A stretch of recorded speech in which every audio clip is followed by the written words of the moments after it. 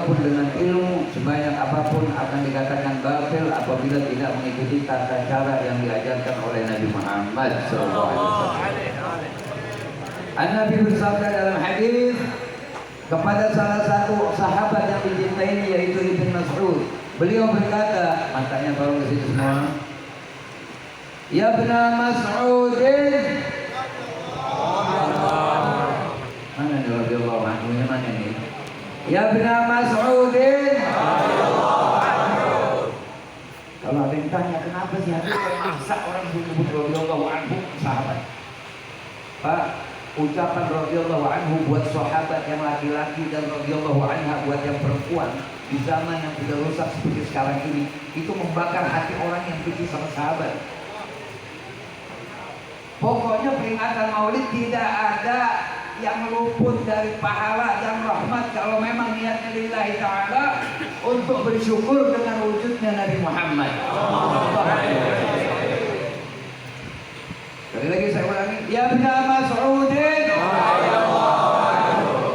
Julusuka sa'atan fi majlisil ilmi khairun laka min 'idqi alf raqabah. Wahai Ibn Mas'ud, dudukmu satu kesempatan di majelis ilmu lebih bagus pahalanya daripada kau membebaskan 1000 budak. Ada yang tahu harga budak berapa? Kalau yang ngomong sudah orang mulia, nggak mungkin yang disebut budak yang murah, nggak mungkin. Kita datang ke rumah seorang pejabat atau seorang yang kaya raya, kalau ngasih hadiah mungkin nggak cuma 10.000? Tolong dijawab, mungkin nggak 10.000? Akan menyesuaikan martabatnya. Ini martabat yang ngomong martabat yang paling tinggi.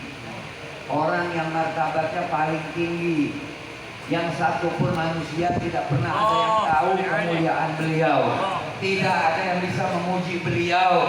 Kalau kita bersolawat yang untung bukan beliau tetapi kita. Karena hakikat musalli, hakikatnya pelaku sholawat adalah Allah Rabbul Alamin. Kita sering dengar di hari Jumat, khatib menyatakan apa? Innallah ya'murukum bi amrin bada'a fihi bi nafsihi wa thanna bi malaikatihi musabbihati bi qudsi. Faqala ta'ala wa lam yazal qa'ilan 'alima. Innallaha wa malaikatahu yusalluna 'alan nabi. Allahumma barik alaihi wa ala alihi. Ya ayyuhalladzina amanu Sallu alaihi wa sallimu taslima. Allahumma salli wa sallim wa barik wa ala alihi. Maulid itu seandainya cuma itu tuh, cuma yang didapat itu doang tuh, gak makan, sendal hilang, HP hilang, segala macam, itu doang yang didapat, cukup keuntungan buat kita. Apalagi sampai dapat ilmu. Jadi kita ini memperingati Maulid untuk mencari keuntungan yang mungkin luput dari jalur sholat, mungkin luput dari jalur zakat, mungkin luput dari jalur sedekah, mungkin luput dari jalur ibadat-ibadat lain. Tapi untuk perbuatan yang namanya sholawat, Allah nggak lihat lagi tuh orang gedenya kayak apa, kecilnya kayak apa, kulitnya putih seperti apa, hitam apa enggak, anak siapa enggak.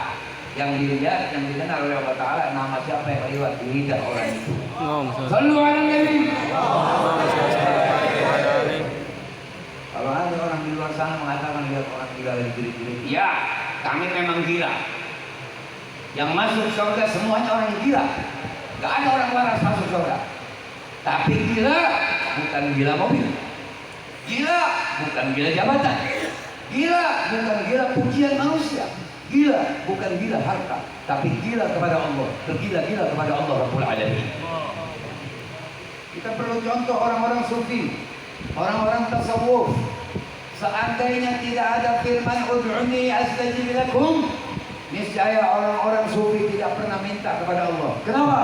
Karena orang-orang sufi sudah menjadikan diri beliau sebagai benda di hadapan Allah. Ala kaifak ya habibi ya rabbi. Terserah engkau, aku mau dijadikan apa dan mau bagaimana.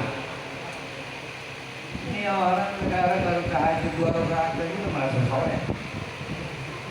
Ya, bisa muter tasbih 2-3 balik, hasilnya 10 balik. Ziarah wali Baca Yasin sekali minta ke orang belanja di Indomaret. Ya wali doakan saya supaya, ya wali doakan anak saya, ya wali, ya wali, ya wali. Nah, kalau gue jadi wali gue tendang, bikin pusing lah.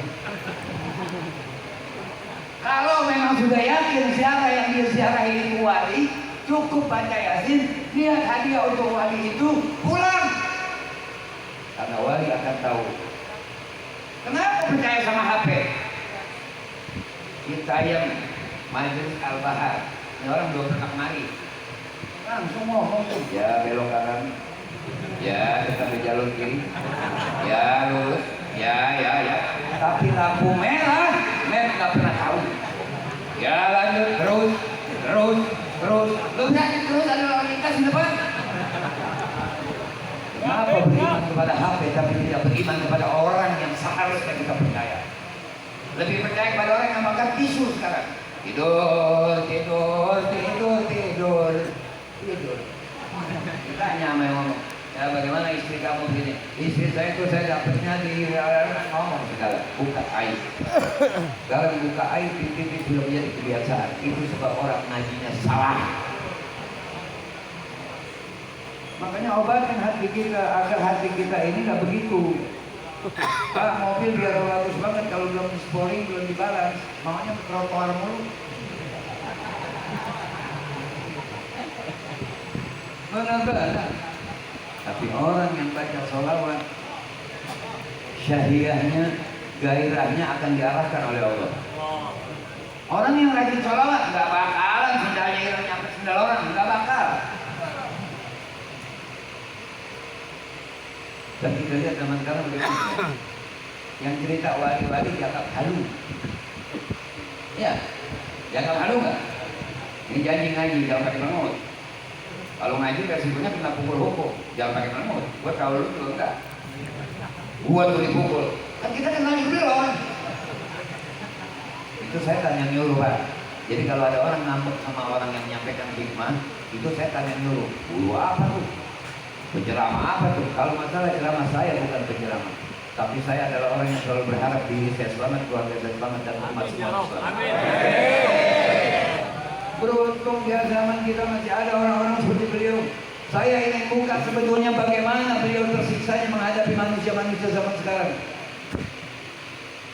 Beliau ini adalah orang yang dikasihi oleh Allah SWT. Kalau melihat orang yang hatinya kodok, mukanya kodok, Pak. Ini orang-orang seperti beliau, kesyaf.